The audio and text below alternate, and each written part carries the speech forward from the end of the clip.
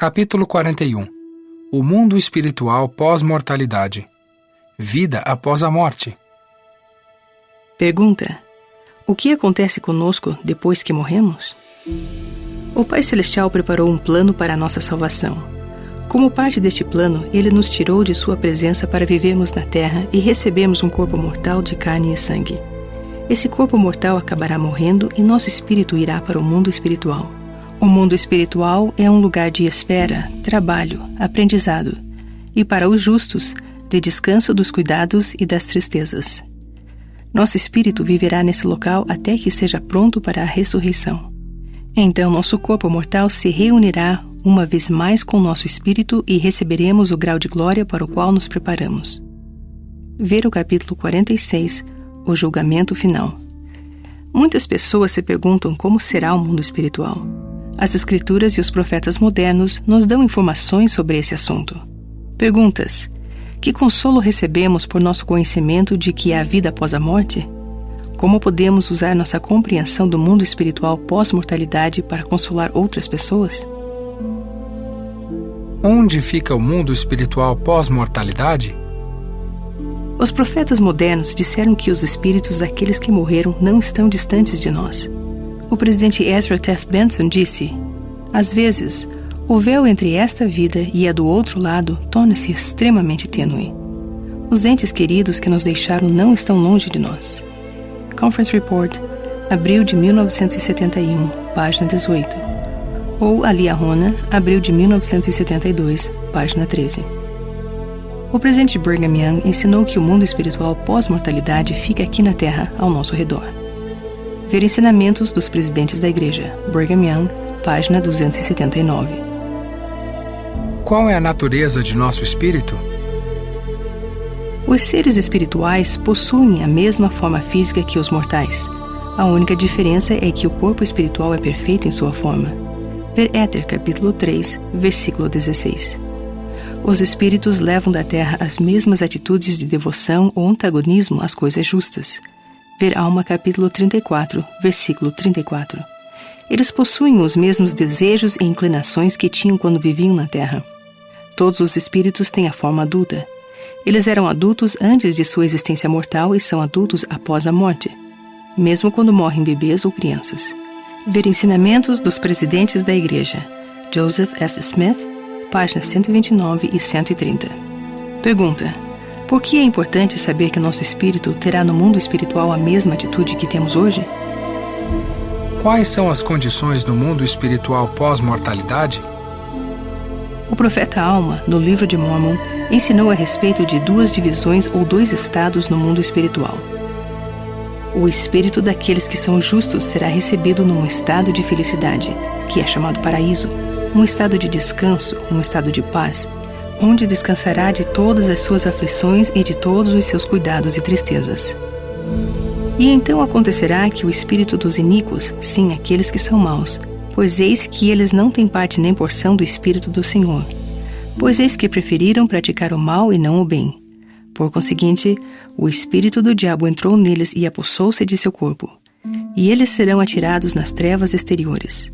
Ali haverá pranto e lamentação e ranger de dentes, e isto em virtude de sua própria iniquidade, sendo levados cativos pela vontade do diabo. Este é o estado da alma dos iníquos, sim, em trevas e num estado de espantosa e terrível expectativa da ardente indignação da ira de Deus sobre eles.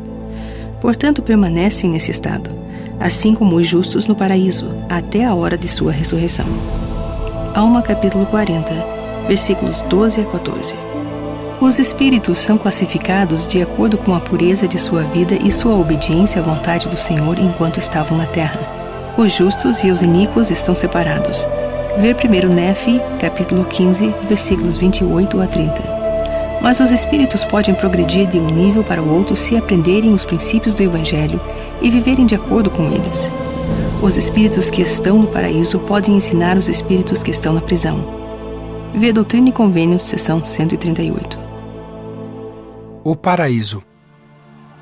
De acordo com o profeta Alma, o espírito dos justos descansa dos cuidados e das tristezas do mundo. Ainda assim, eles estão ocupados fazendo o trabalho do Senhor. O presidente Joseph F. Smith viu numa visão que imediatamente após sua crucificação, Jesus Cristo visitou os justos no mundo espiritual. Ele nomeou mensageiros, deu-lhes poder e autoridade e os encarregou de levarem a luz do Evangelho aos que estavam nas trevas. Sim, a todos os espíritos dos homens.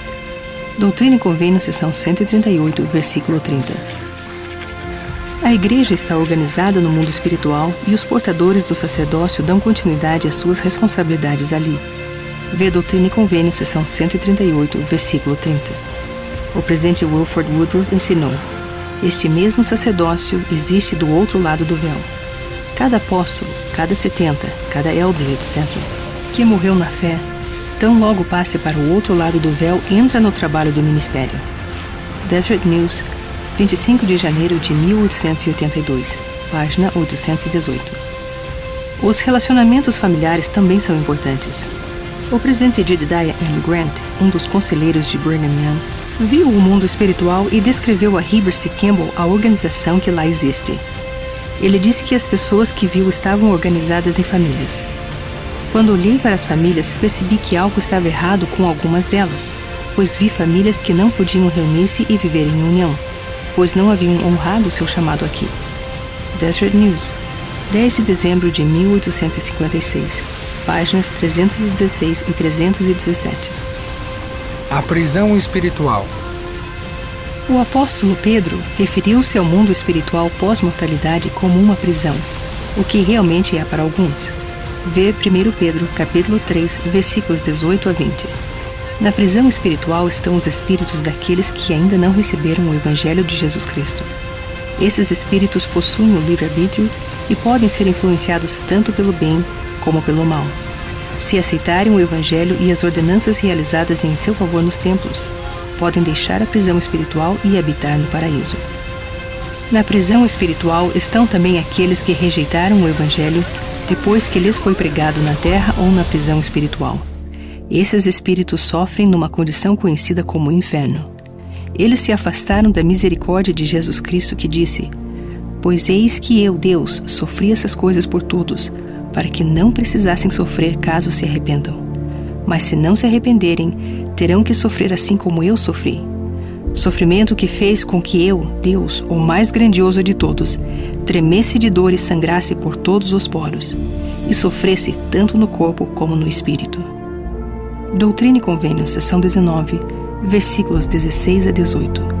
Após sofrerem por seus pecados, ser-lhe-ás permitido, por meio da expiação de Jesus Cristo, herdar o mais baixo dos graus de glória, que é o reino celestial. Pergunta: de que modo as condições existentes no mundo espiritual são semelhantes às desta vida?